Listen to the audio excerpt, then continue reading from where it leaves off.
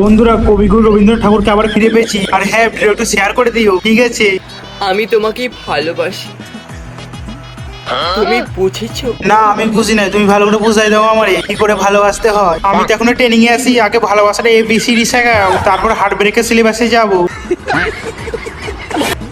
এটাই অনেক, তোমাকে আমার ভালোবাসতে হবে। কেন তুই এক্ষুনি বলি না ভালোবাসতে হবে, এক্ষুনি আবার বলছিস ভালোবাসতে হবে না? তুই আগে ভালো করে ডিসাইড কর, তোকে কি ভালোবাসতে হবে না ভালোবাসতে হবে না? এতেই হবে, এই ভেবে আমি তোমাকে ভালোবাসি।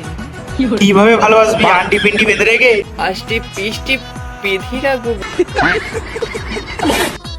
রবি ঠাকুর বলেছিলেন, কাউকে আর তোকে কি কবি পাশে বসে বলে গেছে এসব কথা?